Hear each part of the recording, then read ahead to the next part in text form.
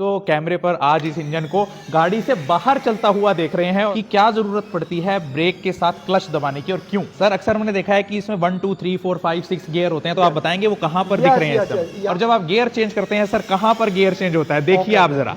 कभी सोचा है तुमने क्यों दबाना पड़ता है तुम्हें क्लच जब तुम दबाते हो ब्रेक?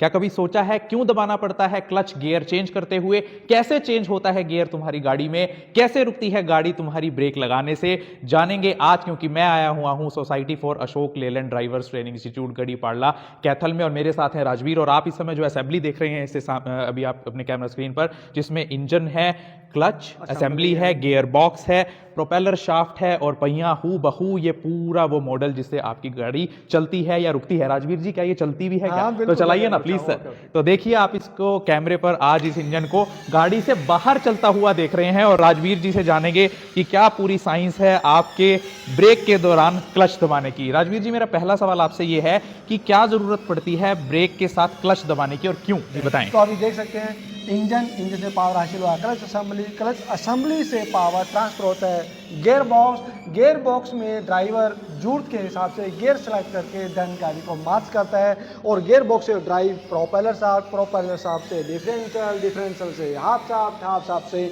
ड्रम, देख रहे हो आप घूम रहा है, ड्रम से रिम से टायर, और गाड़ी मूव करना शुरू कर देती है जी। तो हम कहते हैं ना ब्रेक लगाने से पहले क्लच जरूर दबा लेना चाहिए, तो फ्री कर देती है, मतलब आप ये कहना चाह रहे हैं क्लच। तो वो बताएं कहाँ होता है वो प्रोसेस। यहाँ पर अगर देखें हम, जैसे ड्राइवर कल पैडल को ऑपरेट करता है, ये रिलीज बैरिंग है, देन रिलीज बैरिंग मूव करके ये टॉगल लीवर आ जाते हैं, टॉगल लीवर को अंदर की तरफ प्रेस करता है, टॉगल लीवर अंदर जाने से जो हमारा प्रेशर प्लेट है वो पीछे आ जाता है, प्रेशर प्लेट पीछे हटने से क्लच प्लेट का जो रिलेशन है फ्लाईव्हील से कट जाता है, जिससे इंजन की पावर केवल इंजन तक ही लिमिट कर जाती है, वो ट्रांसफर गियर बॉक्स में नहीं। जो मैं समझ पा रहा हूं कि गियर बॉक्स और इंजन को जोड़ने वाली जो असेंबली वो है क्लच असेंबली, और जब आप ब्रेक लगाते हैं तो इसको गियर बॉक्स से फ्री करने के लिए या दोबारा जोड़ने के लिए ही इस्तेमाल क्लच असेंबली का होता है। और जब आप क्लच दबाते या छोड़ते हैं तो ऐसे केस में ये देखिए, ये इंजन, ये गियर बॉक्स और ये क्लच असेंबली जब आप क्लच दबाते हैं तो इसको फ्री कर देती है गियर बॉक्स से, यानी इंजन अपना चलता रहता है लेकिन वो गियर बॉक्स तक उसकी पावर नहीं पहुंचती, और जैसे ही आप क्लच को छोड़ देते हैं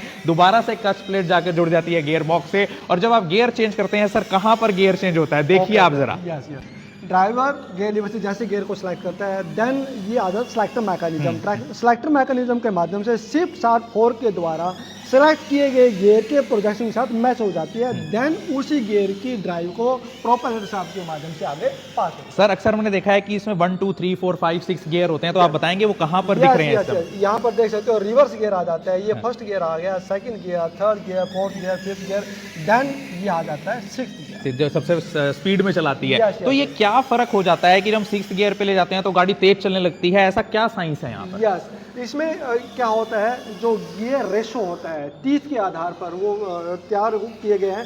जैसे ही सबसे स्मॉल गियर सबसे बड़ी गियर को रोटेट करेगा, देन यहाँ पर पावर है जो रिडक्ट होगा, यानी ड्राइव जो कम होगा। यहाँ पर देख सकते हो, अगर ये छोटा गियर 10 राउंड करता है अपने एक्सेस के ऊपर, तो ये मुश्किल से 1 राउंड पूरा कर पाता है। तो यानी ड्राइव को यहाँ पर है जो वो कम किया गया है, यानी जितने कट्स लगे हुए हैं उसके ऊपर वो स्पीड निर्धारित करते हैं गियर। तो शायद आपने पहली बार जाना होगा कि गियर्स में क्या डिफरेंस होता है। अक्सर हम सोचते हैं कि गियर क्या और फास्ट कर देती है गाड़ी को, कैसे कर देती है। तो सर आप ये बताएं अब कि क्यों जरूरी है कि गियर बॉक्स का अलग हो जाना इंजन से? यस, अगर हम वन टाइम इंजन को क्रैंक करते हैं तो बैटरी की पावर बहुत लॉस होती है, बार बार इंजन को क्रैंक ना करना पड़े।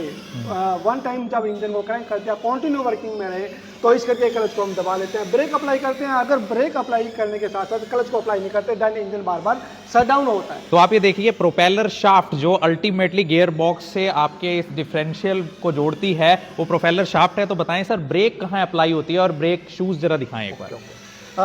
फाइनली जब गाड़ी को हम रोकते हैं, ये देख सकते हो आप, ये ब्रेक शू आ जाता है, ये ड्रम आ जाता है। जैसे ड्राइवर ब्रेक को अप्लाई करता है, देन केम है जो शू को बाहर एक्सपेंड करेगी। केम अगर शू बाहर एक्सपेंड होगा, देन ड्रम को होल्ड कर देंगे, ड्रम के साथ रिम आ जाता है, रिम के ऊपर टायर, गाड़ी रुक जाता है। जी, इंजन होगी, क्लच असेंबली होगी, गियर बॉक्स होगी, प्रोपेलर शाफ्ट हो गया, डिफरेंशियल हो गया। तो इस पूरे सेटअप को हम कैसे यूज कर सकते हैं, इसके बारे में जान के कि रोड सेफ्टी में ये काम आए, एक्सीडेंट्स कम।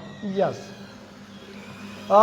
बहुत सी चीज़ें हैं जो डिपेंड करते हैं कि ड्राइवर को अगर इसके मेजर कंट्रोल ऑपरेट नहीं करने आते हैं, वो सेफ चार्ज होते हैं। मैं कह सकता हूँ शॉर्ट एवरिएशन के अंदर ABCSDR, A for accelerator, B for brake pedal, C for clutch pedal, G for gear lever, S for steering wheel, H for hand brake. अगर प्रॉपर यूज करना नहीं आता, कभी भी गाड़ी अनकंट्रोल होकर के बहुत बड़ा एक्सीडेंट कर सकते हैं। जी, तो कभी भी अगर आप गाड़ी सीख रहे हैं, चाहे वो LMV है लाइट मोटर व्हीकल या HMV है हैवी मोटर व्हीकल, तो आपको गाड़ी की हर एक प्रोसेस के बारे में जानना इसलिए ज़रूरी है क्योंकि अगर आपको उसके पीछे की साइंस पता होगी, प्रोसेस पता होगी, तो आप रोड सेफ्टी मेजर्स को और अच्छे से इंप्लीमेंट कर सकेंगे अपनी ड्राइविंग स्किल्स में। तो बहुत अच्छे से राजवीर जी आपने समझाया, बहुत बहुत शुक्रिया। तो मुझे लगता है कि अक्सर आपने लेक्चर्स में तो सुना होगा कि कैसे गियर काम करता है, कैसे क्लच काम करता है, कैसे ब्रेक काम करती है, लेकिन लाइव मॉडल से ये बात आप तक पहुंचा देनी, वो भी वर्किंग कंडीशन में। तो आप कभी भी गाड़ी को चलते हुए उसे खोल कर नहीं देख सकते हैं, लेकिन यहाँ पर हम देख पा रहे हैं। और आज मेरा भी डाउट क्लियर हुआ सर कि कैसे गियर चेंज होने पर स्पीड बढ़ जाती है, क्योंकि जो उसके अंदर के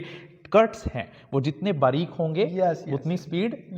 यानी कह सकते हैं स्मॉल गियर अगर लार्ज गियर को मूव कर रहा है देन जो स्पीड है वो रिडक्ट होगी। अगर लार्ज गियर स्मॉल गियर को ड्राइव करता है देन स्पीड तेज होगी। तो इसीलिए यही साइंस है कि पहले से छठे गियर तक या पहले से पांचवें गियर तक आपकी गाड़ी की स्पीड कैसे बढ़ जाती है और रिवर्स गियर में कैसे वो गाड़ी रिवर्स डायरेक्शन में चलने लगती है। तो मुझे लगता है कि इंजन से लेकर पहियों तक की कहानी जो राजवीर जी ने बताई वो आपके लिए बहुत ही रोचक होगी और आपको भी कई जानकारियां आज पहली बार मिली होंगी। मैं doctor Vinay Gupta, society for Ashok Leyland driver training institute Garhipada, Kaithal से।